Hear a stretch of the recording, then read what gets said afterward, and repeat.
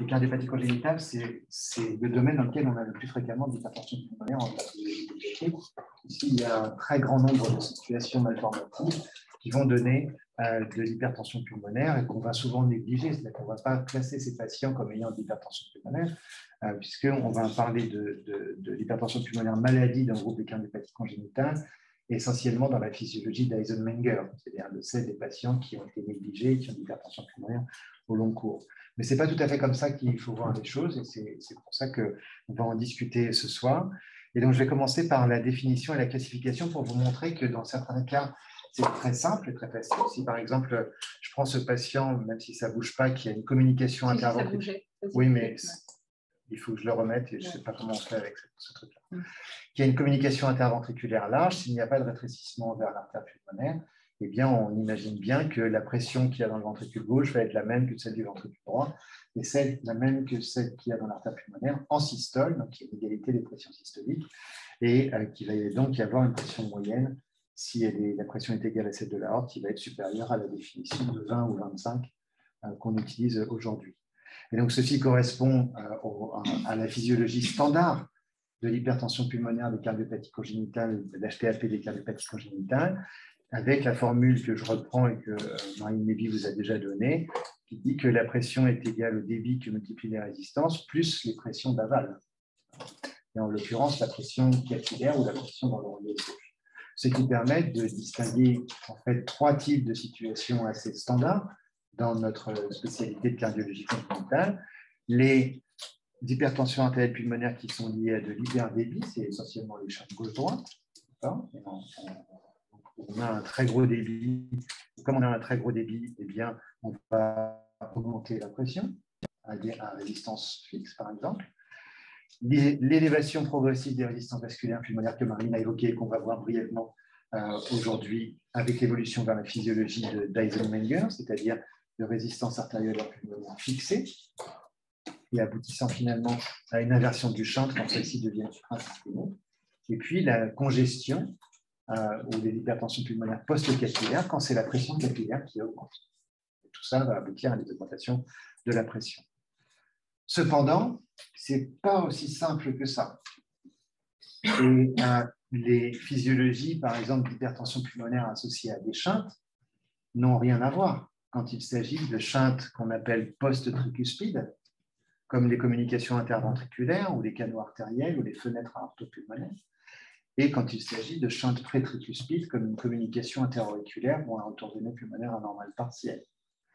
Puisque dans le cas des shunts post-tricuspides, on comprend bien que depuis la naissance, les pressions systoliques sont égales, qu'au début, il y a un gros débit parce que les résistances sont basses, puis finalement, les artères pulmonaires se remodèlent pour donner la physiologie d'Eisenmenger. Mais dans une communication interauriculaire, la pression est basse. Et donc, l'évolution va être vers une physiologie d'Eisenmenger, va être liée à un remodelage des artères pulmonaires, puis finalement au retentissement sur le ventricule droit qui va créer toutes les complications des CIA avec hypertension pulmonaire. Mais la physiologie initiale n'a rien à voir. Et c'est pour ça aussi que le temps d'apparition de cette maladie hypertensive pulmonaire dans les shunts gauche-droite est différent en fonction du siège du shunt. Précoce dans les shunts post-tricuspides, tardif dans les shunts pré-tricuspides. Mais il n'y a pas que ça. Par exemple, les physiologies des hypertensions pulmonaires post-capillaires, ce ne sont pas les mêmes s'il s'agit, par exemple, d'un cœur triatrial. Il s'agit d'un cœur triatrial, c'est comme un rétrécissement mitral. Donc, on va avoir une élévation de la pression dans les poumons parce qu'il y a un obstacle en aval. Mais le plus souvent, il n'y a pas de composante de vasoconstriction pulmonaire surajoutée.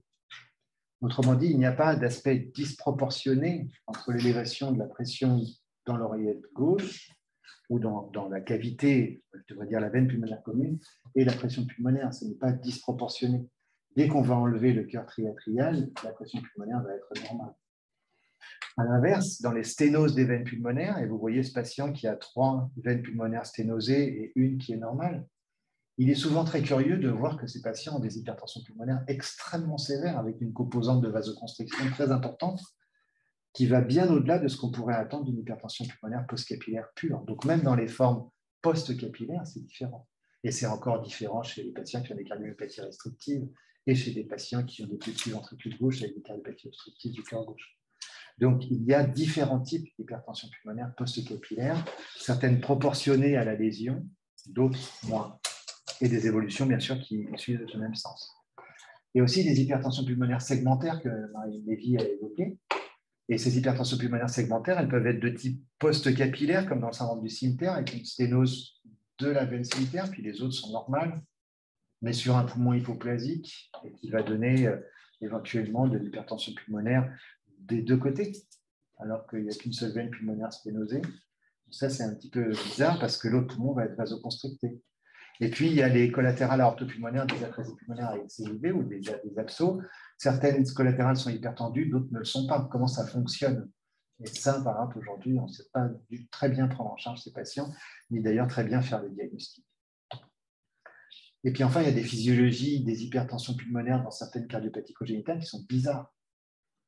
Par exemple, dans la transposition des gros vaisseaux, on a parlé cet après-midi, on a fait un cours sur la physiologie périnatale, et on sait qu'il y a de l'hypertension pulmonaire dans la transposition des gros vaisseaux de façon plus fréquente en période néonatale que dans d'autres cardiopathie, mais aussi que l'hypertension artérielle pulmonaire est une complication rare, mais quand même très inhabituellement fréquente par rapport à la population générale dans les transpositions des gros vaisseaux opérés. Et donc, cette physiologie-là, on la comprend un peu, mais pas totalement. Donc, il y a probablement aussi des facteurs prénataux, et c'est ce que j'ai expliqué tout à l'heure, qui font le lit de maladies vasculaires pulmonaires dans des cardiopathies où il n'y a aucune raison qu'il y en ait, a priori, puisque la durée en physiologie de transposition des gros vaisseaux est très courte, au 5-6e jour de vie, ils sont réparés. Et puis enfin, il y a des élévations des résistances vasculaires pulmonaires dans des situations où la pression est basse, par exemple la circulation de fond de temps, où la pression est très basse, puisqu'on espère qu'elle est autour de 12 mm de mercure dans les artères pulmonaires, mais pourtant, quand les résistances pulmonaires sont un peu élevées, ça ne marche pas. Donc c'est hors de la définition d'hypertension pulmonaire, et ça ne marche pas parce que les vaisseaux pulmonaires sont anormaux.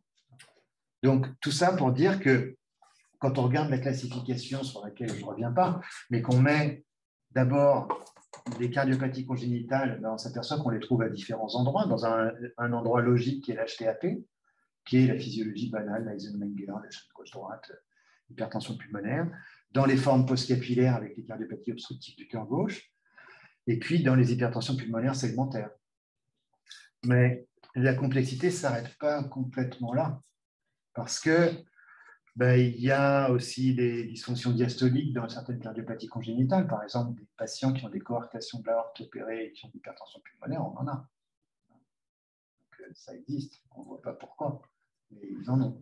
Et ils ont des ventricules qui sont un peu restreints, mais ils ont gardé de l'hypertension pulmonaire depuis la période néonatale.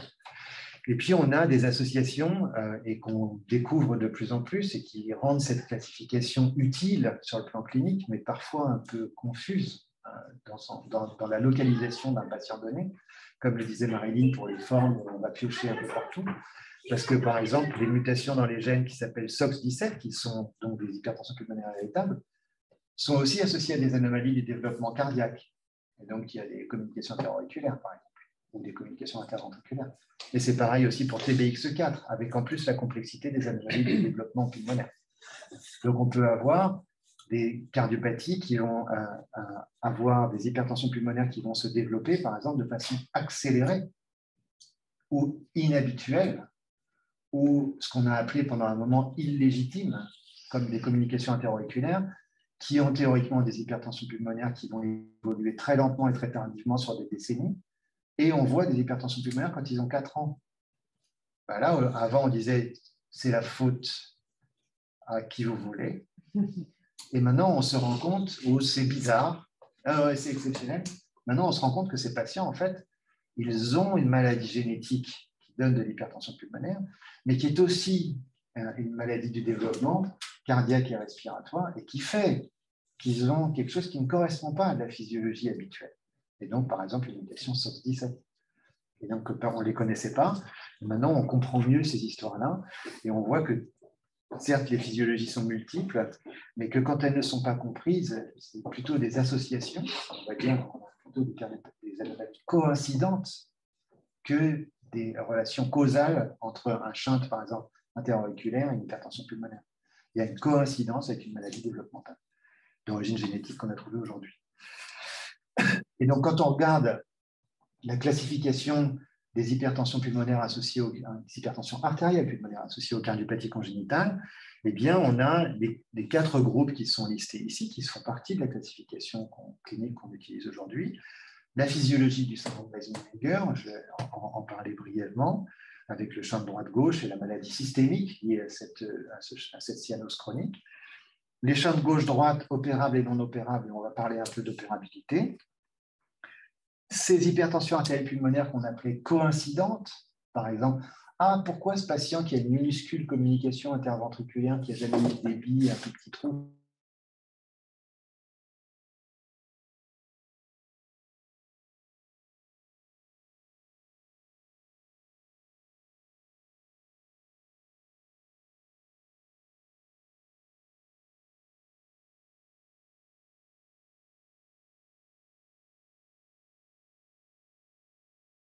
on se pose une question, on critique la classification et on découvre des choses. Donc les classifications sont toutes à remanier à chaque fois. Et puis enfin, un des problèmes très importants, c'est les hypertensions pulmonaires post-opératoires, c'est-à-dire des patients qu'on a opérés et qui vont conserver ou dès qu'ils n'ont plus de chance. Et pour cela aussi, je pense qu'on va les classer de façon différentielle, puisqu'il y aura des patients, par exemple, opérés trop tard et à tort. On n'aurait pas dû les opérer. On a fermé un trou qui était la soupape de sécurité. Ou des patients qui, manque de bol, ont été opérés à temps, mais on n'a pas identifié préalablement qu'ils avaient une mutation TBX4 ou SOX17 et qui a fait que secondairement, ils ont conservé des résistances pulmonaires élevées alors qu'on pensait qu'ils étaient réversibles. Et puis enfin, il y a des patients qui sont non classés, que j'ai évoqués, comme la transposition des gros vaisseaux, qui est très rare.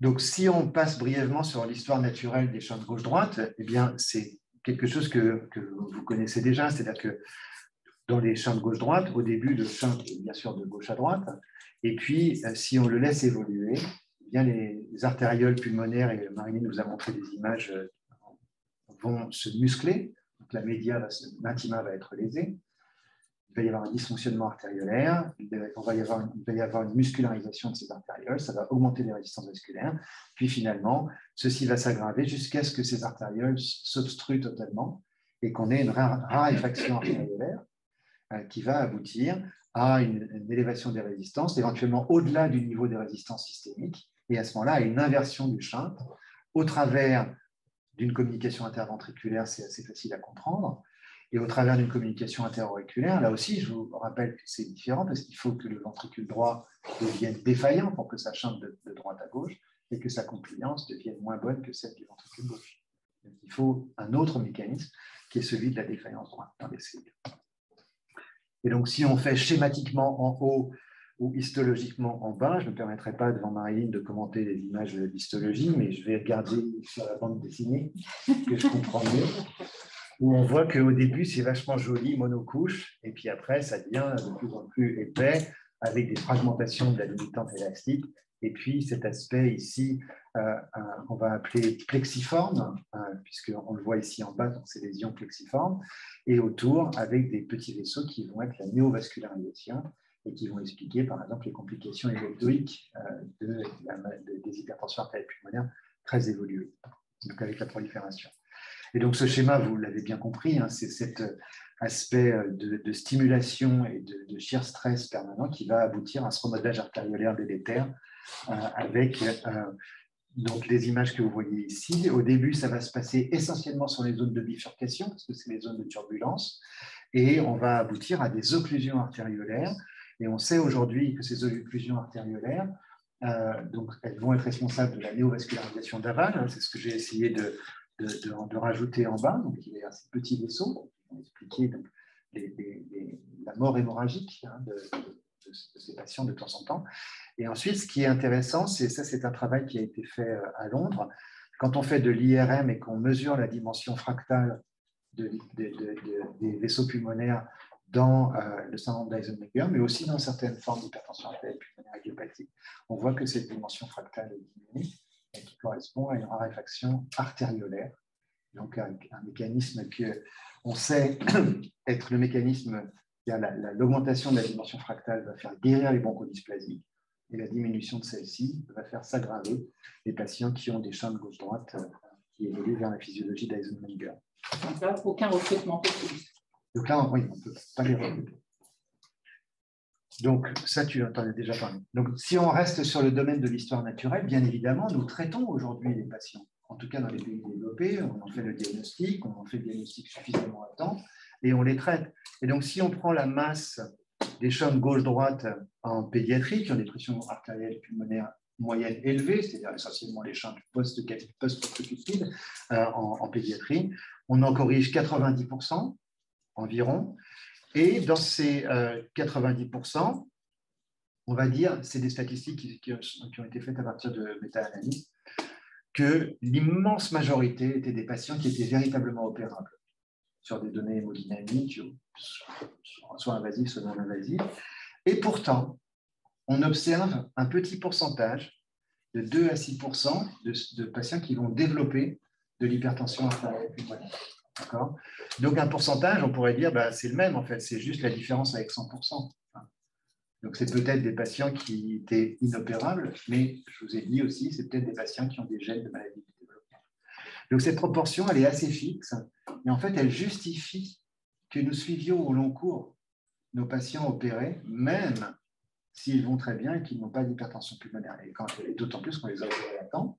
Si on les a opérés tard, il faut bien sûr les suivre. Mais si on les a opérés à temps, ça n'empêche pas qu'ils puissent développer de l'hypertension pulmonaire plus tardivement. Et si on ne les corrige pas, on peut ne pas pouvoir les corriger pour plein de raisons. Soit parce qu'on les voit trop tard. Encore une fois, c'est des statistiques de pays développés. Soit parce qu'il y a une contre-indication à les réparer, par exemple une contre-indication extracardiaque, ou parce qu'on a décidé de s'abstenir pour des raisons éthiques. À ce moment-là, on sait que les patients vont développer l'Eisenmenger. Tout le monde va développer de l'Eisenmenger. Alors en fait, je pense que cette statistique est un petit peu fausse parce que quand on voyage un petit peu, on voit des patients qui ont des cardiopathies congénitales qui auraient dû avoir une physiologie d'Eisenmenger et qui, curieusement, ont toujours une physiologie de shunt gauche-droite. Et donc, c'est des patients qui peuvent être très, très intéressants parce qu'ils correspondent à des miroirs, on va dire, physiologiques, fonctionnels et peut-être génétiques, des patients qui développent des hypertensions pulmonaires précoces associées aux cardiopathies congénitales. Donc, on en voit quelques-uns. Donc, ça frise probablement les 100% de physiologie d'Eisenmenger, mais il y a peut-être quelques patients un peu exceptionnels et ce serait intéressant de les collectionner, mais malheureusement, on ne les voit pas dans les pays développés. On ne les voit que dans les pays en voie de développement. Alors, si on regarde cette histoire naturelle, comme on l'a déjà évoqué à plusieurs reprises, eh bien, cette histoire naturelle, elle est différente en fonction du type de cardiopathie. Alors, ces tableaux ne sont pas faits vraiment par des cardiopédiatres, mais si on prend ici TA, ça veut dire tronc artériel commun. Donc, c'est un shunt artériel. Dans le tronc artériel commun, la probabilité de développer de l'hypertension artérielle pulmonaire, qui est la courbe en bleu, est très, très élevée et le délai est très court dans la première année. Dans les communications interventriculaires, il y en a un petit peu moins. Donc toutes les communications interventriculaires ne développent pas une physiologie d'Eisenmenger dans un délai de 2 ans. Et pour les communications interauriculaires, vous voyez que la probabilité de développer une physiologie d'Eisenmenger est d'environ 20%, et plutôt à 30-40 ans. Donc, on va dire plus effectivement, comme tu le disais, plus on s'éloigne de l'artère pulmonaire, c'est un shunt artériel précoce très prévalent, shunt interventriculaire précoce assez fortement prévalent, shunt prétricuspide tardif et peu prévalent. Et donc, toute la question qu'il va y avoir dans le raisonnement et dans la prise en charge des cardiopathies qui donnent de l'hypertension artérielle pulmonaire potentiellement irréversible, ça va être de savoir si on est dans ce qui est représenté ici, c'est-à-dire en abscisse, la progression de l'hypertension pulmonaire et en ordonnée sa sévérité. Est-ce qu'on a dépassé ce point de non-retour ou quand on ferme le shunt, eh bien, on va aller vers une maladie autonome qui va s'aggraver? ou éventuellement on va stabiliser une maladie vasculaire pulmonaire en supprimant le trigger du shunt. Ça, c'est rare. Ou bien est-ce qu'on va aller en arrière et qu'on va guérir le patient? D'accord? Et donc, sur ce schéma, l'idée, c'est qu'il faut probablement opérer les patients, enfin même certainement, opérer les patients avant ce point de non-retour. Maintenant, comment est-ce qu'on le définit? Donc là, ça va devenir flou. Tu as fait une croix volontairement? Tu veux dire? Sur la zone de non-retour. C'est une étoile. Non, la zone de non-retour. Ah oui. C'est mon éclectisme relatif. Je n'ai pas fait d'étoile à 6 branches. Oui, je vois. Tu remarques. Je remarque. Donc, la question, c'est la réversibilité. Est-ce qu'on est capable de définir, pour un patient donné, pour un groupe de patients, le moment où ils vont être au-delà du point de non-retour? Et donc ça, c'est difficile. C'est cependant très, très important. Et même si la classification peut être devenue un petit peu désuète sur certains points, elle reste quand même valide pour des grosses cohortes. Ça, c'est un travail qui a été fait à Bologne. La courbe n'est pas très jolie, mais je vous montre juste des flèches. Donc, en haut, c'est des survies des patients qui ont une physiologie d'Eisenmenger, qui sont bleus avec un champ de gauche droite, ou qui ont une physiologie de champ de gauche droite non opérable, mais le champ est ouvert. Et ce qui est représenté ici, c'est les patients qui ont, c'est la survie des patients qui ont eu un shunt fermé et qui ont développé de l'hypertension pulmonaire. Bon, ben là, à 15 ans, ils sont tous morts. Alors que les Eisenmenger, à 15 ans, 80% sont morts. Donc, si on prend ça en disant qu'on a opéré ces patients à tort, parce qu'on n'aurait pas dû, ben, ça veut dire que fermer un shunt alors qu'on ne devrait pas le faire, on réduit de façon considérable l'espérance de vie des gens. Donc, c'est indispensable de savoir s'il faut le faire. C'est indispensable de savoir. Et donc, pour ça, on a des guidelines, des recommandations.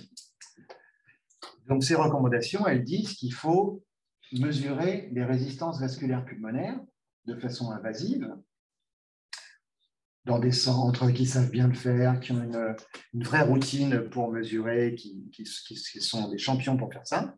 Ça, c'est toujours marqué au début des guidelines, hein, tout doit être fait dans des endroits parfaits. Parce que c'est les mecs qui font les guidelines, c'est des mecs parfaits. Donc, il faut dire ils disent chez moi, en fait. Oui, c'est ça, surtout. Surtout chez moi. Et donc, on dit, si on prend les résistances indexées, parce qu'en pédiatrie, on utilise les résistances indexées en unité ou de mètre carré, on pourrait utiliser des unités internationales en DIN, etc. Et donc, on voit que quand ces résistances sont inférieures à 4 unités ou de mètre carré, le patient est opérable. Yes. Supérieur à 8, no. Entre 4 et 8, gray zone. Donc, entre 4 et 8, c'est Individual Patient Evaluation in Tertiary Centers. Donc, ça veut dire démerde-toi. Voilà, c'est ça qui est écrit. Donc, c'est la zone grise. La zone grise, c'est quand même une zone très vaste. Hein. D'accord? Donc, là, c'est débrouille-toi. Ça, c'est le premier point. Et on voit après donc, le niveau, la classe de la recommandation. 2A, c'est plutôt pas mal. Probablement ça qu'il faut faire. Mais c'est quand même un avis d'expert. Et ce qui est encore plus passionnant dans ces recommandations, et on dirait pourquoi est-ce qu'on n'y participe pas, ben, je vais vous donner une explication. Il y a une seule référence. Une seule référence pour ça. C'est la référence 317. C'est la même dans les nouvelles guidelines. Et cette référence, elle a été faite dans des communications interventriculaires. Et ce qui est très rigolo, c'est qu'ici, c'est des communications interventriculaires, donc c'est la survie des gens. Et là, le 11%, c'est les patients qui avaient des résistances inférieures à 5. Et là, des résistances supérieures à 7. Donc, bien sûr, là, il n'y a que 11% de morts, là, il y a 51% de morts. Donc, c'est cette référence-là, d'accord? Mais inférieure à 3, pardon, j'ai dit 5, mais bon, c'est pareil presque pareil pour l'autre. Ce qui est rigolo, c'est qu'il y a une seule référence et que les chiffres ici, ce n'est même pas les mêmes que ceux de la référence. C'est vraiment un avis d'expert. Et qui a dit, je pense que, ouais, 4, moi, d'habitude, je fais 4. Voilà. Bon, en fait, ça veut dire quoi? C'est qu'on n'en sait rien. Donc, on n'en sait rien. C'est un petit peu embêtant quand même. Et pourquoi est-ce qu'on ne sait pas? Parce qu'on dit, c'est bizarre, parce que cette référence, elle date en plus de 1991, donc il y a 30 ans. Comment ça se fait qu'en 30 ans, on n'a pas tranché ce truc-là? Mais nous, on ne les voit pas, ces malades. On n'en voit pas. On ne voit pas de malades comme ça. Il y a les communications interventriculaires. Le bébé, il rame, il a 4 mois, on l'opère. On ne fait pas de cathé. On n'a pas de cathé. On va faire un cathé 2 fois par an dans ce service pour savoir si on opère une cellule. Donc, ils ne sont pas chez nous, ces malades. Ils sont dans les pays en voie de développement et qui, d'abord, soit ne les voient pas, soit ne font pas de cathé. Donc, on ne peut pas avoir de data. Il n'y a aucun moyen. Aujourd'hui, il n'y a aucun moyen. Donc, si on ne sait pas, ça veut dire qu'il faut qu'on utilise un système peut-être de risque avec une sorte de propension à développer les résistances vasculaires élevées de façon progressive après fermeture du shunt ou des critères pour opérer. Et donc, pour ça, il y a des tableaux de ce genre-là. Donc, ça, c'est un papier un peu plus récent dans Pulmonary Circulation qui dit qu'il y a des critères qui sont favorables, en faveur de la fermeture, et d'autres qui sont en défaveur. Donc, il y a des critères, on va dire, démographiques ou anamnestiques, des critères de clinique. Par exemple, le patient est très essoufflé. On va dire oui, on est plus favorable s'il est très essoufflé. La taille du cœur, il a un petit cœur, non. Il a un gros cœur, oui. Voilà. Donc, on peut cocher ces cases. Et finalement, on va trouver des patients. Je n'ai pas mis la diapositive avec des exemples, mais j'en avais un qui était un patient du service. Il y avait autant de favorables que de défavorables. Bon, donc c'est toujours très difficile, mais en tout cas, c'est ça qu'on va faire en pratique. Quel âge il a? Est-ce qu'il continue d'être essoufflé? Est-ce qu'il a un gros cœur? Est-ce qu'il a des signes de shunt sur certains critères de Doppler, par exemple? Et puis finalement, on va aussi le cathétériser et on va mesurer ses résistances, le rapport de débit, et puis on va prendre des décisions en fonction de ça.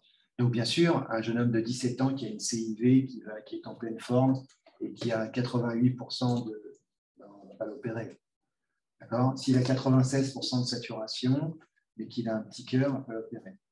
Mais le même qui a 4 ans, qui a 92% de SAINT et un VG avec un Z-score à 2,2, et des résistances qui vont être à 4,9, peut-être le faire. Et éventuellement, on va s'aider d'autres paramètres d'opérabilité. On va voir qu'est-ce qu'on peut faire de mieux. Donc, l'idée, c'est de savoir comment est-ce qu'on peut distinguer donc, cette situation idéale de cette situation catastrophique quand les patients se trouvent dans cette zone. Ça nous arrive de temps en temps, hein, parfois parce qu'ils ont des pathologies extracardiaques, on a du mal à évaluer. Par exemple, ils sont vasoconstrictés parce qu'ils ont une maladie respiratoire, ils sont hypoxiques tout le temps, parce qu'ils ont la trisomie 21, qu'ils ont de la raréfaction alvéolaire.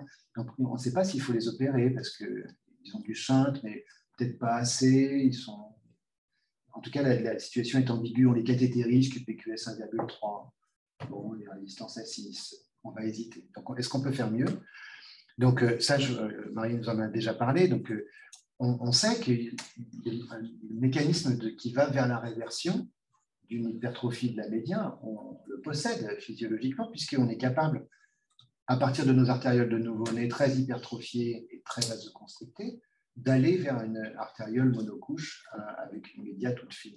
On est capable de perdre cette média. Donc, ça veut dire qu'on a la machinerie moléculaire et cellulaire pour le faire, pour aller à l'envers. Maintenant, comment est-ce qu'on l'active? Comment est-ce qu'on empêche qu'elle évolue dans le mauvais sens? Et donc, pour ça, on peut faire des expériences. Et donc, il y a des expériences qui ont été faites, par exemple, des expériences qui ont pris un rat normal. Ils ont pneumonectomisé un rat, donc tout le débit est passé dans un poumon, et ils lui ont donné en plus des médicaments un peu toxiques. Et puis ensuite, ils ont transplanté ce poumon hypertendu dans un rat normal. On voit que ça réverse. Donc nous, ça nous intéresse, mais ce n'est pas ça notre mécanisme. Nous, notre mécanisme, c'est le shunt. Donc il y a une expérience qui est faite avec, on fait un shunt entre la cave et la aorte. Donc on fait une fistule artério-veineuse. Voilà. Donc on leur fait un gros débit. Il n'est pas dans le cœur, hein, c'est un petit peu différent. On sensibilise le truc en leur donnant un peu de toxique ou un petit peu d'hypoxie. Et puis, on va faire des rats qui sont hypertendus. Et donc, la question, ça va être, qu'est-ce qui va se passer quand on va fermer le shunt? Et donc, cette expérience, elle a été faite. Donc, on fait le shunt, on a le rat qui est comme ça, et on va voir chez ce rat que le débit cardiaque augmente, puis à un moment, il diminue. Pourquoi il diminue? Parce que les résistances pulmonaires augmentent. Donc, le shunt va diminuer. D'accord? Et c'est ce qui est marqué là. Donc, on voit que le calcul des résistances augmente. Et là, c'est au début, et puis ensuite, à différents moments. Donc, c'est 14 semaines, 21 semaines, 28 semaines. Et on voit qu'il y a une correspondance histologique de cette expérience. Et donc, ensuite, ils prennent ces mêmes rats, ils prennent aussi des chams. Bien sûr, il y a un contrôle. Je vous passe les détails de l'expérience. Ça se passe dans différents endroits. Ça se passe à Groningen et à San Francisco, dans le groupe de Marlène Rabinovitch et puis celui de Rolf Berger. Et donc, ils ont un rat receveur et un rat donneur.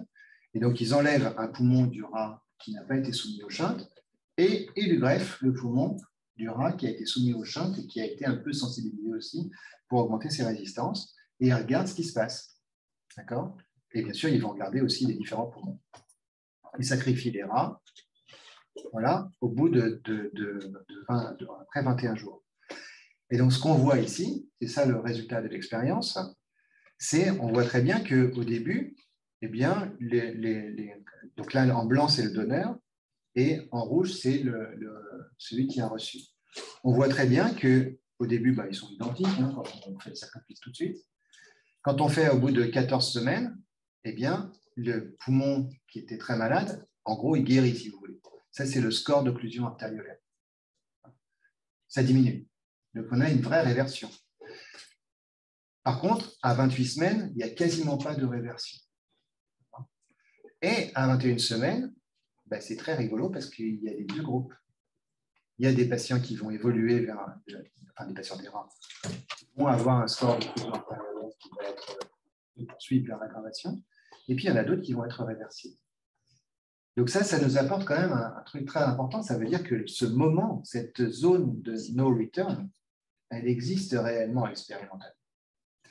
Et que chez ces rats qui ont tous le même fond génétique, il y a probablement des variations interindividuelles, soit en termes d'évolutivité de la maladie, soit de variants génétiques individuels qui vont, ou moléculaires, et qui vont expliquer qu'on va soit s'autonomiser, la flèche rouge de la courbe tout à l'heure, soit être réversible.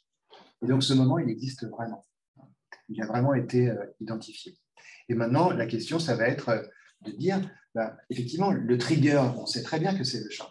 On a bien compris que le trigger de l'aggravation, c'était le shunt, puisque quand on laisse le truc pendant très longtemps, ça va s'attarder tout seul.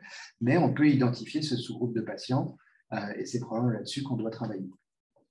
Alors, quels sont les mécanismes sur lesquels il faut travailler pour essayer de trouver les mécanismes de réversion de cette hypertension pulmonaire et éventuellement d'identifier les patients? Donc, il y en avait un qui est un travail de Dr Lévy, ici présent, qui est, en gros, pour résumer ce travail, et tu me corriges, Marie, si je m'exprime mal, mais qui est que ce qui se passe dans le mécanisme d'irréversibilité, c'est l'acquisition d'une résistance à la mort cellulaire. C'est-à-dire qu'en gros, la média artériolaire, et éventuellement en partie aussi d'autres cellules de l'artériole, vont se comporter comme un cancer. Et donc, ça va boucher les artérioles parce qu'on perd ce pouvoir apoptotique de renouvellement cellulaire, de renouvellement du vaisseau vinaire. Et donc, vous savez qu'on renouvelle chacun 50 kg de notre poids chaque année. Donc, vous n'êtes pas le même que l'année dernière pour 50 kg. Ceux qui pèsent 49, oui, ça, comment on fait? Mais ils ont disparu. Ça va, Julien, t'es tranquille. Je me disais que j'étais à risque de disparaître. Tranquille. Donc, un des mécanismes, c'est la perte de l'apoptose ou la résistance à l'apoptose qui fait qu'on a cette prolifération cellulaire qui va aboutir aux occlusions artériolaires et tout ça. Donc, on pourrait réguler ce phénomène-là d'une certaine façon. Et donc ça a été aussi montré, puisque, et je ne vais pas détailler l'expérience parce que c'est un petit peu long, mais la survivine, c'est un marqueur de résistance à l'apoptose, est très fortement exprimé chez les patients qui ont des hypertensions artérielles pulmonaires très évoluées. Donc, le travail de Marilyn se situait dans les cardiopathies congénitales, puisqu'on avait biopsié des patients qui avaient des chiffres limites de résistance vasculaire pour essayer d'identifier ceux qui avaient des anomalies artériolaires. Ces travaux avaient déjà été faits pour l'histologie standard, mais pas pour les marqueurs de l'apoptose.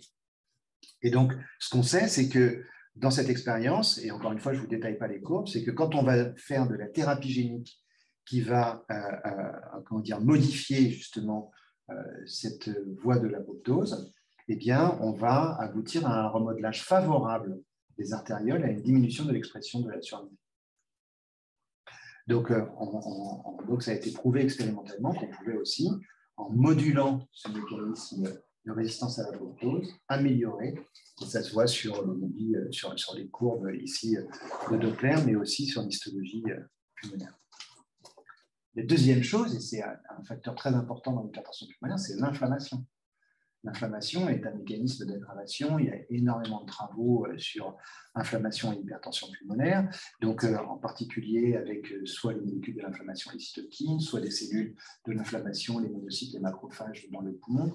Il y a beaucoup de travaux sur ce sujet-là qui participent à la progression des hypertensions pulmonaires, y compris dans les cardiopathies congénitales. Ça a été montré aussi. Et on connaît aussi des maladies, on va dire, infectieuses inflammatoires, l'hypertension pulmonaire associée au HIV, la bilharziose, la sclérodermie systémique et le lupus. Toutes ces maladies, on peut avoir de l'hypertension pulmonaire qui est réversible, totalement réversible. Par exemple, le sida était une source de recrutement très importante dans les années 90 d'hypertension pulmonaire, dans le service de l'hypertension pulmonaire de Bicêtre. Et aujourd'hui, il n'y en a plus. Parce que les patients n'ont plus de sida, ils sont séropositifs, mais ils n'ont plus de cette maladie inflammatoire.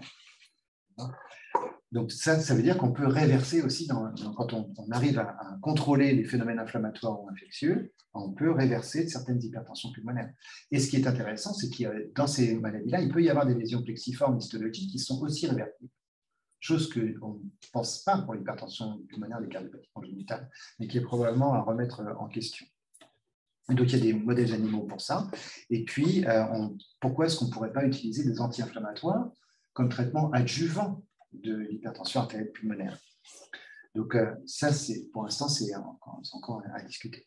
Et puis, enfin, on sait que dans l'hypertension pulmonaire, il y a un déséquilibre dans la voie du TGF-bêta du BMP1-2, le gène que Marine a évoqué tout à l'heure, et que cette voie-là et cette balance-là jouent un rôle, bien sûr, dans tout ce que je viens de dire, c'est-à-dire la prolifération, l'inflammation et les mécanismes anti-apoptotiques.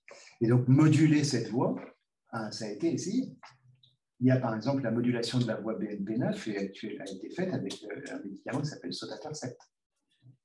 Donc, il y a un essai thérapeutique qui va être prévu chez l'enfant très prochainement. Il y a eu un essai thérapeutique avec le tacrolimus qui intervient aussi sur cette balance. Et il y a eu un essai chez la souris du tacrolimus qui était positif. Et il y a aussi une autre molécule qui s'appelle l'élafine, où il y a des modèles murins dans lesquels ça a été efficace. Donc, on peut moduler aussi cette balance qui est déséquilibrée dans l'hypertension pulmonaire. Donc, apoptose, la restaurer, moins d'inflammation et rééquilibrer TGF-bêta BMP1-2, ce n'est pas du tout des pistes théoriques, ce sont des vraies pistes avec des traitements possibles. Et puis, on peut progresser encore en faisant ce qu'on appelle de la biopsie liquide. Biopsier le poumon, ça va nous donner un constat, un temps T, et surtout dans un endroit du poumon, parce qu'on va avoir tout le poumon. Et donc, la biopsie liquide, l'idée, c'est qu'on puisse analyser dans le plasma ou dans le sang total des patients un certain nombre de marqueurs et établir des profils. Donc, par exemple, ici, c'est ce qu'on appelle une heatmap, donc des profils qui vont dire tel patient est réversible, tel patient n'est pas réversible. Par exemple, ces heatmaps, on les connaît déjà pour les patients qui répondent au monoxyde d'azote et ceux qui ne répondent pas au monoxyde d'azote. Donc, les patients répondeurs, nous, on fait un test au cathé, on les cathétérise, on leur fait respirer le monoxyde d'azote, ils normalisent, on dit ah c'est bon, ceux-là, on va leur donner des anticalciques, ils ne normalisent pas, on va leur donner d'autres traitements d'hypertension pulmonaire. Mais en fait, il a déjà été montré, il y a déjà très longtemps, que quand on fait des heatmaps, c'est-à-dire d'expression de panels de gènes, eh bien, on peut distinguer très clairement ces deux groupes de patients, même si on ne connaît pas les gènes spécifiques de ceux qui sont répondeurs. Donc ça, c'est une des possibilités. Et donc là encore, le docteur Lévy a pu montrer avec David Smadja que quand on fait ce genre de travaux, si on regarde par exemple les cellules endothéliales circulantes qui desquament, pour être assez grossier, de la paroi des artérioles dans l'hypertension pulmonaire, donc c'est des cellules endothéliales qu'on va trouver, on trouve dans plein de maladies, inflammatoires, chez les tabagiques, les coronariens, et aussi dans l'hypertension pulmonaire. Eh bien, quand on mesure la quantité de ces cellules endothéliales circulantes dans le sang des patients qui ont une cardiopathie congénitale avec des chiffres qui disent, avec des résistances à 6, par exemple, unité au mètre carré, dans la zone grise, eh bien, si on fait des statistiques, ceux qui ont des formes réversibles, en fait, on les a opérés, puis après, on a vu qu'ils étaient réversibles, on ne savait pas à l'avance. Mais ceux qui ont des formes réversibles, avant l'opération, ils avaient très peu de cellules endothéliales circulantes, très proches des contrôles, et ceux qui étaient réversibles avec des cellules endothéliales circulantes très élevées, comme si c'était un marqueur, et on l'utilise aussi dans d'autres formes d'hypertension pulmonaire, un marqueur en fait de l'activité, soit proliférative, soit de renouvellement accéléré ou anormal de la vascularisation pulmonaire. Et on sait qu'on peut le faire dans le sang périphérique, parce qu'on l'a eu fait en prélevant dans le cœur directement. Et on sait que c'est aussi simple de le faire en périphérique, ça marche aussi bien. Et donc tout ça pour dire que pour identifier donc cette zone dans laquelle il y a la dysfonction endothéliale, l'hypertrophie médiale réversible, avant que ça devienne de la prolifération néo-intimale et irréversible, eh bien, on va pouvoir utiliser un grand nombre de paramètres cliniques, biologiques, incluant ceux de ce que j'appelle la biopsie liquide, où ça va probablement progresser avec d'autres marqueurs dans les années qui viennent et probablement des cartographies, soit en protéomique, en transcriptome, chez ces patients, pour définir ceux qui sont opérables, mais peut-être pas avec des définitions très tranchées et des limites très claires, mais en tout cas avec des arguments. Je termine avec deux petits chapitres, celui de l'hypertension pulmonaire post-capillaire et celui de la circulation fond-temps. Pour les hypertensions pulmonaires post-capillaires dans les cardiopathies congénitales, le problème, c'est qu'on ne sait pas grand-chose. On ne sait pas grand-chose parce que ce qui est communément dit, par exemple, chez les adultes, c'est que quand on a une hypertension pulmonaire post-capillaire associée à un rétrécissement mitral, donc quand on va traiter le rétrécissement mitral, il suffit d'être patient, puis ça va aller bien. Nous, c'est moins vrai. C'est dans les hypertensions pulmonaires post-capillaires, même si on a ouvert complètement les choses du côté gauche, ce n'est pas sûr que l'hypertension pulmonaire soit totalement réversible. Peut-être que la maladie artériolaire guérisse totalement. Et donc, ça a déjà été regardé, et donc on peut utiliser ce schéma pour ça. Donc, quand on va avoir cette hypertension pulmonaire, on va avoir donc différents mécanismes. Un mécanisme de vasoconstriction au-dessus de l'élévation de la pression post-capillaire. Et éventuellement, cette vasoconstriction et cette élévation de pression vont aboutir aux mêmes choses que dans les shunts, c'est-à-dire la prolifération intimale et l'hypertrophie médiale. Et ceci va s'associer pour donner l'augmentation de la pression pulmonaire. Et donc, je suis désolé, mais ça s'est mis un petit peu n'importe comment. On va essayer de le lire quand même. Ce qui est important, c'est que quand on regarde ces patients qui ont de l'hypertension pulmonaire post-capillaire, là, c'est des enfants qui avaient des sténoses des veines pulmonaires. C'est tout petit, mais on va essayer de le regarder. Quand on leur fait respirer, quand on compare, en abscisse la pression capillaire et en ordonnée la résistance pulmonaire, on voit que les patients ne sont pas répartis de façon tout à fait attendue.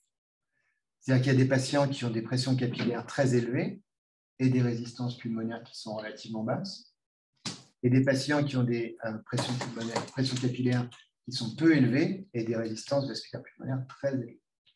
Donc, il y a un certain nombre de patients qui ont des résistances vasculaires pulmonaires élevées au-dessus ou de façon disproportionnée par rapport à l'élévation de la pression capillaire. Et donc, quand on leur fait respirer du NO, c'est pareil. On va trouver des patients qui vont beaucoup baisser leur pression pulmonaire moyenne et d'autres pas. Donc ça, on ne sait pas le distinguer. Donc, C'est pour ça que, par exemple, dans l'hypertension pulmonaire post-capillaire, ou dans les maladies où il y a l'hypertension pulmonaire post-capillaire, les tests de vasodilatation aiguë ont un intérêt discutable, parce qu'ils ne donnent pas de clé sur le traitement, ils ne donnent pas de clé sur la réversibilité. Et surtout, les réponses vont être extrêmement hétérogènes. Et je pense que je n'ai pas mis la fin du travail ici, surtout ça c'est désordonné, entre MAC et PC, mais quand on enlève les sténoses des veines pulmonaires de ces patients, on ne sait pas choisir dans le groupe de patients ceux qui vont avoir des pressions pulmonaires basses et ceux qui vont avoir des pressions pulmonaires élevées après. On ne sait pas les identifier, à la fois par la mesure différentielle de la pression capillaire et de la résistance pulmonaire, et par le test au monoxyde d'azote. On ne sait pas prédire. Donc des comportements extrêmement variables et une prédiction de la possibilité de guérir très faible. Donc, en gros, on ne sait pas grand-chose sur ce sujet-là. On est vraiment embêté dans cette maladie. Et pourtant, ce n'est pas si rare que ça dans notre pratique, avec des malformations et des cardiomyopathies restrictives. Dans la circulation fond de temps, vous allez voir que les choses sont aussi assez ambiguës. Ce qui est fort possible, c'est que la perte de la pulsatilité soit responsable du remodelage délétère des artérioles dans la circulation de fond de temps et que ceci aboutisse à la situation de fond de temps défaillant ou failing fond de temps en anglais. Et puis, il y a aussi ce qu'a dit Marilyn sur le recrutement des artérioles, puisqu'il y a quand même un mécanisme de gravité, par exemple, gravitationnel, je devrais dire, dans la circulation fond de temps. C'est pareil chez les hommes qui se tiennent debout en termes de perfusion. Et donc, tout ceci, avec le temps, va faire qu'on va perdre les artérioles pulmonaires et les remodeler. Donc, les patients qui ont une circulation fond de temps, comme je vous l'ai dit, il vaut mieux pas qu'ils aient 25 de moyenne dans l'artère pulmonaire, ou même 20 de moyenne dans l'artère pulmonaire.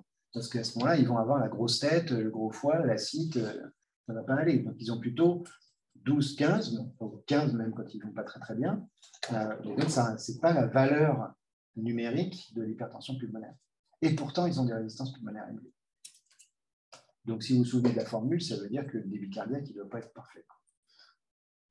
Et d'autre part, ils peuvent aussi avoir un problème de succion du ventricule gauche, ou du ventricule systémique, je devrais dire, ou un problème diastolique du ventricule systémique, si vous préférez. Et donc tout ça, et sans rentrer dans les détails parce que ce n'est pas le propos du jour, cette physiologie de cercle vicieux, de précharge diminuée du ventricule systémique, de remodelage artériolaire pulmonaire, de baisse du débit cardiaque, aussi d'augmentation des résistances systémiques parce qu'ils sont vasoconstrictés, va aboutir à une situation irréversible de failing fond de temps. Et donc, l'insuffisance cardiaque dans les cardiopathies univentriculaires, c'est une insuffisance. Nous, on connaît bien l'insuffisance cardiaque systolique, l'insuffisance cardiaque diastolique, le HPF des vieux, etc. Mais dans la circulation fond de temps, c'est une physiologie beaucoup plus complexe, à laquelle va participer l'élévation des résistances vasculaires pulmonaires, mais aussi un statut prothrombotique qui peut aussi contribuer par des thromboses distales dans les artérioles à l'aggravation de la situation, et puis éventuellement avec des problèmes lymphatiques. Alors la question c'est, est-ce qu'il y a une dysfonction endothéliale comme dans l'hypertension pulmonaire? La réponse est oui, il y a une dysfonction endothéliale dans la circulation fond de temps, et c'est un travail qui a été fait à Great Ormond Street, et il y a une partie aussi qui est un modèle animal à Lyon, et qui montre que quand on prend des fonds de temps qui sont en classe fonctionnelle 1 et qu'on leur fait des cathétérismes cardiaques et qu'on leur donne du NO, ben on arrive, pas pour tous, c'est vrai, mais pour pas mal d'entre eux, à baisser un peu leur résistance vasculaire pulmonaire indexée. Et donc, dans le modèle animal qui a été construit à Lyon, on a montré que la perte de la pulsatilité était un élément important dans cette on va dire, fonction endothéliale dans la circulation. Et, je fais que citer Marilyn et d'autres. Mais il y a aussi un certain nombre d'éléments du remodelage vasculaire dans la circulation fond de temps. Si j'avais mis ça pour illustrer de l'hypertension pulmonaire, vous n'auriez pas été très gênés. D'accord ? où on voit bien qu'il y a un remodelage des artères pulmonaires dans la circulation Fontan. Alors ça, c'est des artères pulmonaires plutôt assez proximales, elles ne sont pas très, très, très loin, mais qui sont quand même musclées. Et puis, il y a un certain nombre de marqueurs qui sont exprimés chez ces patients qui ont une circulation Fontan, qui sont des marqueurs qu'on retrouve aussi dans les hypertensions pulmonaires d'autres natures, d'autres causes. Donc, tout ça, ça fait dire que, eh bien, on a une physiologie qui est peut-être proche. Mais ce n'est pas que ça, la science. Hein. Ce n'est pas toujours ce qu'on pense. Et donc, ça, c'est un travail qui a été fait à Groningen et qui montre que oui, c'est vrai, il y a du remodelage artériolaire, mais si on va un tout petit peu plus loin, en intra-racinaire, eh ben, on va trouver qu'il n'y a pas de cellules. Il y a une sorte de remodelage avec une sorte de pâte qui se dépose dans les vaisseaux et qu'il n'y a pas beaucoup de cellules musculaires lisses. Très peu. Ou en tout cas, pas comme dans les autres hypertensions pulmonaires. Pourquoi est-ce que je dis ça? Je dis ça parce qu'il y a des gens qui ont dit on va utiliser des médicaments de l'hypertension artérielle pulmonaire dans la circulation Fontan et ça va leur faire du bien. On augmente les donneurs de NO, on va donner du sildenafil, ça va être super, parce que comme quand on donne du NO, ils s'ouvrent un peu, on peut leur donner du sildenafil. Puis comme ils sont remodelés, tout ça, on va leur donner des médicaments qui éventuellement améliorent le remodelage, comme le Bosantan. Et donc il y a eu plusieurs études qui ont fait ça. Mais ça ne marche pas très très bien. Ça marche un peu, mais ça ne marche pas très très bien. Ce n'est pas très convaincant. Et on comprend pourquoi ce n'est pas très convaincant, parce que peut-être qu'il y a un peu de remodelage musculaire, mais il y a aussi du remodelage qui est inhabituel, qui est peut-être de l'occlusion, du dépôt de substances amorphes sur lesquelles les médicaments ne marchent pas. Et donc, quand on regarde la physiologie de ces patients, eh bien, ce qu'on voit, et pour faire court, c'est que le volume systolique, c'est de l'effort, d'accord, donc plus ou moins intense, et là, c'est le volume d'éjection systolique. Le volume d'éjection systolique, il baisse à l'effort chez ces patients, et en fait, ils arrivent à maintenir leur volume télésystolique donc en augmentant leur fréquence cardiaque, parce que leur end-diastolic volume, le volume télédiastolique, diminue. Donc ça veut dire que leur débit cardiaque ne fonctionne pas très bien à l'effort, parce qu'ils ne se remplissent pas. S'ils ne se remplissent pas, ça veut dire que ça ne traverse pas les poumons. Donc il faudrait, pour les aider, faire en sorte que le sang traverse plus les poumons, pour leur baisser les résistances, ou alors améliorer les compétences diastoliques de leur ventricule unique. Donc c'est ça qui a été beaucoup fait avec les médicaments anti-hypertension pulmonaire, mais en fait, comme je vous ai dit, ça ne marche pas très bien. Donc on pourrait plutôt utiliser des médicaments qui ont une double action, à la fois sur les résistances vasculaires pulmonaires, mais aussi sur la relaxation du ventricule, par exemple les activateurs de la guanylate acétylase solide. On va utiliser ça. Donc, il y a des essais avec ces médicaments. Le dernier argument, ou peut-être avant-dernier, pour dire qu'il y a quand même un problème de résistance vasculaire pulmonaire dans le Fontan, la circulation Fontan, c'est que si on regarde des résistances vasculaires pulmonaires des patients qui sont greffés, là, on les mesure, on les calcule comme on peut les mesurer, les calculer avant dans une circulation Fontan, c'est pas facile. Et quand on regarde après, quand vous greffez un Fontan, en post-transplant, les résistances sont au plafond. Alors, parce qu'en fait, ils avaient un débit qui était bas. Et donc, quand on les greffe avec un bon cœur, on remet du débit et hop, ils ont une hypertension pulmonaire post-transplant. Donc ça, c'est un argument pour dire qu'ils ont quand même une maladie des vaisseaux pulmonaires. Réversible le plus souvent, pas réversible, on ne sait pas trop, il n'y a pas énormément de littérature. Et l'autre argument, c'est que si on greffe un Fontan qui ne va pas bien, qui est failing, alors que le ventricule unique, il marche bien, c'est la cata. Parce que ça veut dire que ce qui ne marche pas, c'est les vaisseaux pulmonaires. Et lui, il y a encore plus de risques d'être défaillant parce que les résistances pulmonaires sont très élevées. Alors que quand on greffe un Fontan, parce que le ventricule est arrêté, on est plus zen. On peut avoir une combinaison des deux. Mais on sait que quand on compare failing Fontan pour défaillance du ventricule et failing Fontan pour défaillance du système alors que le ventricule se contracte, il vaut mieux avoir un ventricule unique qui ne marche pas. On va mieux après. Donc, tous ces arguments mis bout à bout comment est-ce qu'on adapte son débit à l'effort, l'histologie, l'expression d'un certain nombre de marqueurs, les histoires post-transplantation, fait dire qu'il y a quand même un problème de résistance vasculaire pulmonaire dans le fond-temps et que celui-ci est lié à la pulsatilité et qu'un des mécanismes peut-être pour améliorer les fond-temps, c'est peut-être de trouver quelque chose qui fasse de la pulsation dans le montage, plutôt que des médicaments dont le mécanisme d'action est douteux. Donc ça, c'était juste pour ce que je viens de dire. Donc, en pratique, je ne suis pas sûr que ça va marcher. Les médicaments de l'insuffisance cardiaque dans le fond de temps, on sait qu'ils n'ont aucune logique, sauf à l'exception des bêta-bloquants peut-être.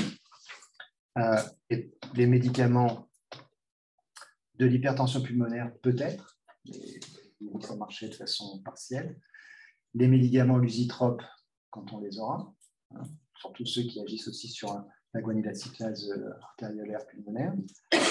Et ce qui est le plus important aujourd'hui, c'est de précharger le ventricule de façon répétée, chronique et itérative. C'est-à-dire qu'il faut que le patient fasse de l'exercice. L'éducation à l'exercice est probablement le meilleur des systèmes pour traiter la pathologie vasculaire pulmonaire du fond de temps et ce remodelage. Voilà, donc je vais m'arrêter là en disant que quand on parle d'hypertension pulmonaire, des cardiopathies congénitales, on parle d'un sujet qui est quotidien, mais aussi on parle aussi d'un sujet où il y a beaucoup de choses qui ne sont pas connues encore. Et il y a beaucoup de choses sur lesquelles on progresse peu, même si on progresse. L'opérabilité, on voit quand même qu'on a un certain nombre de choses qu'on sait mieux faire aujourd'hui, même si on reste avec des guidelines floues, parce qu'on ne peut pas produire des guidelines très rigides, mais on a quand même des pistes. L'hypertension pulmonaire post-capillaire, en fait, on s'y intéresse relativement peu parce que les cardiopathies sous-jacentes sont gravissimes. Donc, souvent, on a des solutions de plomberie qui ne sont pas de bonne qualité et on va laisser des patients avec des séquelles, mais on sait que de toute façon, ils vont aller moins bien. Et comme on ne pourra pas les transplanter du cœur ou des poumons seulement, on n'a pas d'espoir. Donc, c'est aussi pour ça qu'on traîne. Mais il y a quand même, par exemple, le sujet des veines pulmonaires où il y a un grand consortium international qui s'est mis en place parce que le sujet a été en plus alimenté par celui des bronchodysplasies et leur réversibilité et tout ça. Donc, le sujet a repris un peu de vivacité ces dernières années. Et puis, bien sûr, le sujet du fond de temps, qui est un sujet important parce que les patients survivent. Et en fait, ils meurent de notre, soit d'incompétence ventriculaire, mais ça, c'est un sujet... on sait qu'il faut remplacer le cœur, mais il meurt aussi d'incompétence, de défaut de fonctionnement des vaisseaux pulmonaires, pour lesquels peut-être que ce qu'on est en train de faire, c'est de donner un cautère sur une jambe de bois, de mettre un cautère sur une jambe de bois, et qu'on doit avoir d'autres stratégies chez ces patients-là. En tout cas, c'est très probable. Et pour ceux qui font de la cardiologie congénitale, c'est certainement là-dessus que vous devrez travailler, parce que nous, on en produit des patients avec des ventricules uniques, à l'appel. Enfin, à l'appel. Pas comme dans d'autres domaines de la cardiologie, mais en tout cas, ils survivent de façon totalement différente d'il y a une quinzaine d'années, donc ils vont devenir des adultes. Et pour beaucoup d'entre eux, on a énormément de solutions. On espère qu'on pourra en avoir dans les années qui viennent, si on a des bonnes idées et si on pense un peu en dehors de la boîte.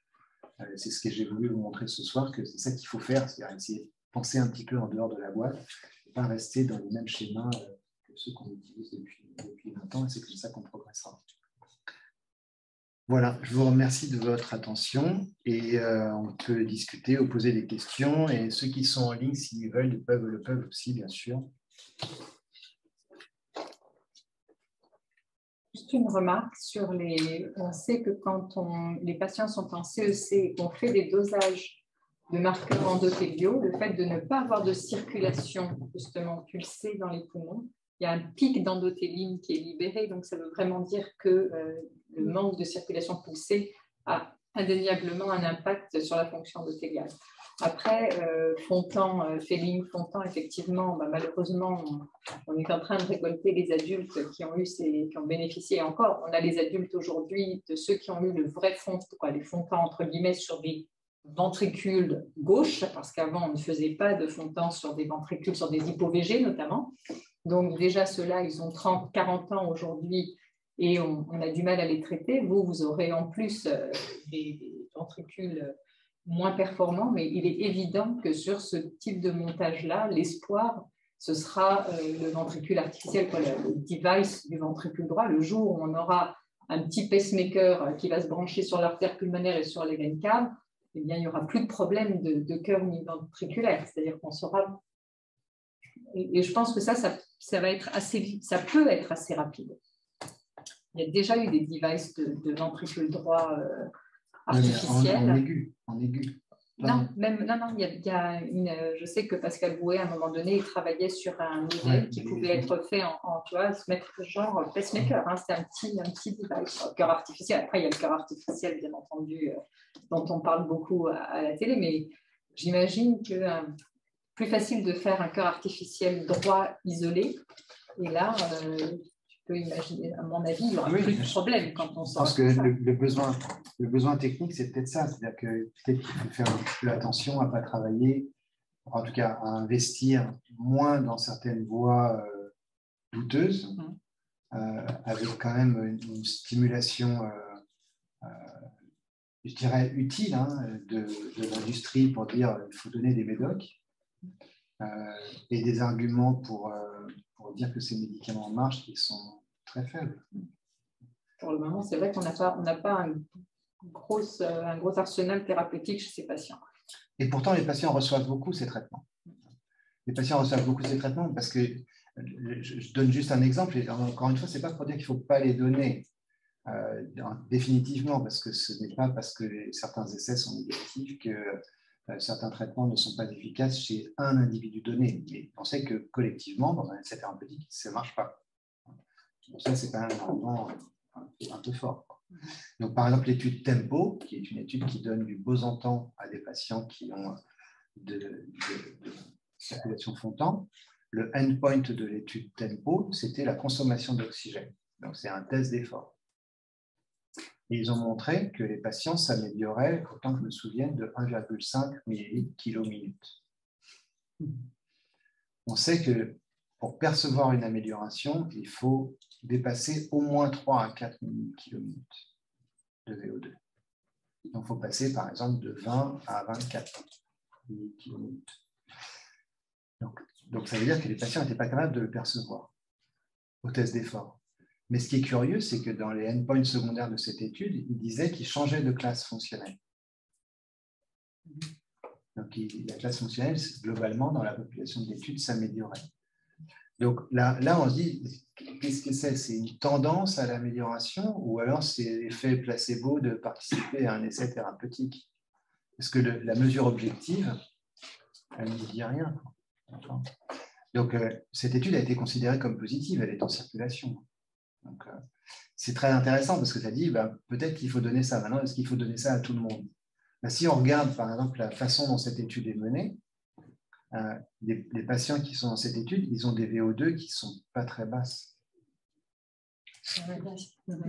Donc, ça veut dire que c'est difficile pour ces gens-là.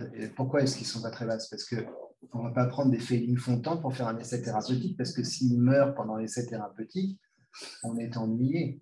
Oui, c'est vrai, on est ennuyé sur tous les plans.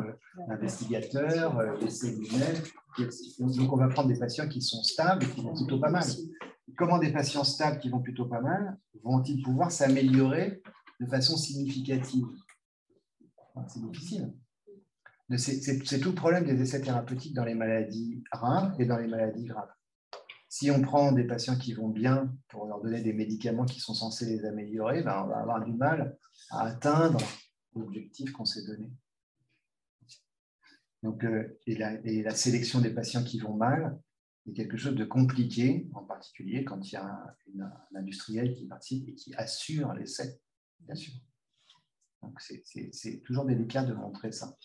Donc, c'est pour ça que, par exemple, les médicaments antihypertenseurs pulmonaires, si ça se trouve, il y a des patients bronchodysplasiques, des patients qui ont une circulation fontan, des patients qui ont des hypertensions pulmonaires post-capillaires qui pourraient en bénéficier. Mais peut-être pas tous. Donc, quand on fait un essai thérapeutique, si les plus prévalents n'en bénéficient pas, l'essai est ruiné.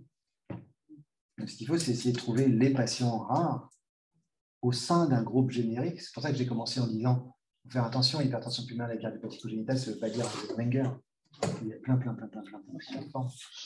Donc, si on arrive à sélectionner les patients en définissant des phénotypes très précis, peut-être qu'un groupe de 10 patients sur les 400 qu'on suit bénéficie du traitement. Parce qu'on a identifié qu'ils avaient un profil comme ci, comme ça. Donc, à mon avis, c'est comme ça que vous allez devoir travailler dans le domaine des cardiopathies congénitales, parce que le temps des grandes découvertes, c'était avant nous. Hein. Comme on est vieux, enfin moi, Marie, non. C'est passé, quoi. Ce que je veux dire, c'est que le breakthrough, vous allez trouver, je ne sais pas, le truc où par voie percutanée, on fait un switch. On a dit, vous pouvez rêver là. Peut-être. Hein. Ouais. Pas non.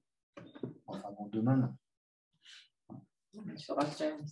L'imprimante 3D saura faire un ventricule droit ou un ventricule, un cœur artificiel. Alors, en tout cas, dans la démonstration de l'efficacité de traitement dans les maladies reins, que ce soit des devices, que ce soit des médicaments, il va falloir avoir une vision différente, une vision beaucoup plus, à la fois plus précise et plus floue, par exemple, sur le plan statistique, plus général, plus holistique du problème. C'est pour ça que il y a des sujets qui vont rester vivants. L'hypertension artérielle pulmonaire, c'est un mode d'entrée vers le traitement de certaines maladies. On peut considérer que c'est un symptôme. Mais c'est un mode d'entrée, et donc le sujet est vivant parce que justement, il se déploie dans beaucoup de champs de la cardiologie congénitale, même au bloc opératoire. Hein. Quand vous mettez fait de la CEC, vous activez les phénomènes inflammatoires, les patients. Il y a beaucoup de patients en post-opératoire qui ont des traitements anti-hypertenseurs pulmonaires. Ça a été une révolution il y a 20 ans. Le NO en post-op, ça a permis, par exemple, quand on opérait des communications interventriculaires, avant, les patients ils faisaient ce qu'on appelait des crises hypertensives pulmonaires post-opératoires. Il fallait les curariser, les sédater à mort, etc. Pour ça, dès que le NO est arrivé, ce problème a disparu. La mortalité en chair cardiaque, c'était 50% dû à de l'HTAP. Avant le NO. Et après le NO, il n'y a plus de mort de crise d'HTAP où ça devient exceptionnel aujourd'hui. Sinon, pour l'HTAP post-capillaire, c'est vrai qu'on a tendance à dire HTAP post-capillaire toujours réversible parce que c'est post-capillaire et ça n'est pas du tout une atteinte, ça n'est qu'un retentissement d'amont. Et c'est vrai que nous, on a des groupes de patients. J'ai l'impression que c'est plutôt les ROS, ces pathologies de la valve aortique. On a quelques ROS comme ça qui développent de l'HTAP et on ne sait pas du tout, on ne comprend pas. C'est-à-dire qu'il y a à la fois de l'atteinte restrictive, il y a du post-capillaire, il y a à l'évidence du pré-capillaire aussi. On n'a pas la preuve, on n'en a jamais transformé. On n'a pas eu de décès de ces patients-là. Non, il n'est pas mort encore. Mais en revanche, il y en a un qui est mort à Marie-Lannelongue et j'espérais avoir le poumon qu'on n'a pas eu. Et il y en a un qui avait eu une biopsie pulmonaire qui ne montrait pas de lésion intimale pour HTAP, qui n'est pas mort non plus, là, mais qui ne montrait pas de lésion intimale. Et c'est très surprenant parce que c'est vrai qu'ils ont une présentation, en tout cas, qui est très, très différente des autres. Et normalement, l'HTAP post-capillaire, ça ne devrait pas être comme ce qu'on voit chez ces patients.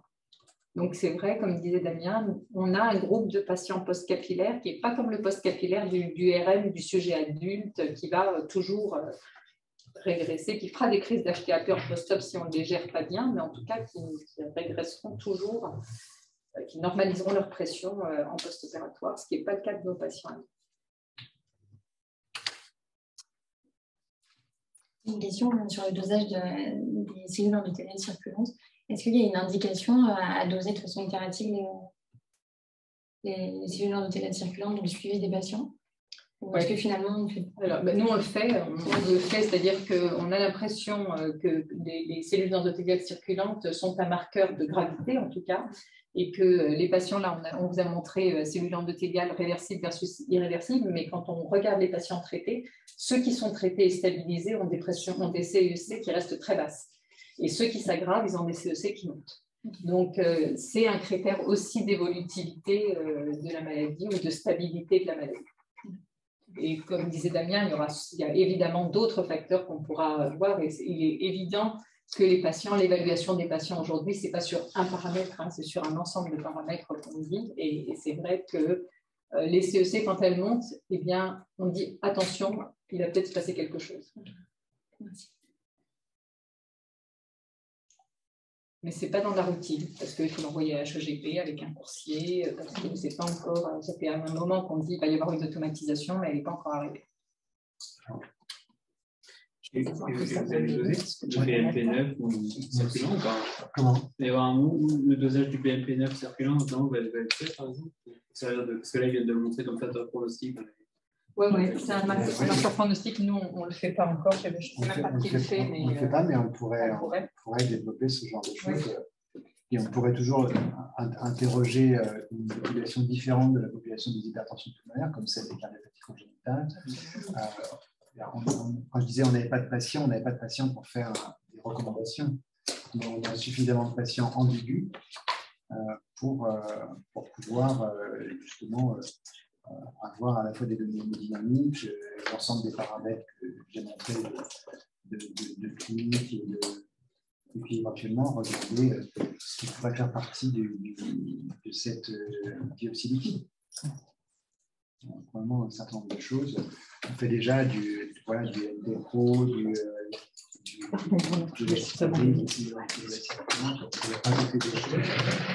Après, il faut comme arriver à les interpréter de façon cohérente pour prendre des bonnes décisions. Au début, il faut rajouter ça et puis regarder au bout d'un certain temps, comme on a fait pour les cellules endothéliales circulantes. Hein. On a fait sans en tenir compte. On a opéré ou pas opéré. Et c'est comme ça qu'on a réussi à montrer les choses. C'est pour ça aussi que ce n'est pas extrêmement propre, parce que vous voyez qu'il y a des patients irréversibles qui ont des cellules. Sur la courbe, il y avait des patients irréversibles qui avaient des CEC un peu basses quand même. La discrimination, ça veut dire qu'il faut peut-être rajouter des choses pour pouvoir être certain qu'on n'a pas négligé d'opérer des patients qui tout compte fait l'étaient. Et on ne s'est pas gouré dans l'autre sens. Alors, dans l'autre sens, on ne s'est pas gouré. Mais on était très très strict sur les résistances. Tous les patients dans la zone grise, on les a laissés dans l'opération. Donc effectivement, c'est ça qu'il faut faire. Et utiliser les idées qui circulent ou en avoir des nouvelles pour optimiser la situation où on est encore très, très ignorant. On le reste très ignorant 20 ans après. Hein. On a l'impression que c'est propre, qu'on a avancé. On a avancé sur beaucoup de choses. Hein. Mais sur beaucoup de choses ont été comprises, beaucoup de choses ont été regardées avec des angles différents. Le sujet peut être développé avec d'autres angles que celui que j'ai utilisé. Mais on va dire, est-ce qu'on a rendu service aux patients de façon plus efficace ces 10 dernières années que les 10 qui ont précédé? Je ne suis pas certain. Un petit peu avec nous, avec les CEC. En tout cas, quand je dis nous, je ne dis pas nous sur la planète, je dis nous dans le service, en termes de prise de décision. Mais globalement, il y a plein de choses qu'on ne connaît pas. Hein. Par exemple, les hypertensions pulmonaires segmentaires, c'est pas du tout. Le fond de temps, c'est un gros sujet. Donc là aussi, par exemple, on pourrait appliquer CEC et fond de temps, par exemple, on n'a pas. Non, on ne l'a pas fait parce que c'est compliqué. Comme disait Marilyn, à chaque fois, il faut prendre des tubes, il faut que les cellules restent vivantes, il faut qu'il y ait un coursier, il faut qu'il soit prévenu. On peut le faire. Tout est toujours faisable, mais ça s'organise et ça se gère. Mais c'est faisable, il y a suffisamment de patients dans le service pour faire ce genre de choses.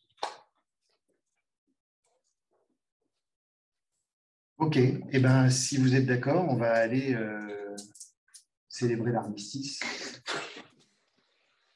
Demain, non? Il y a longtemps, hein, quand même. Il n'y a pas les CEC. Moi, je célèbre Marignan. Marignan. Le réveil de Marignan. Toujours.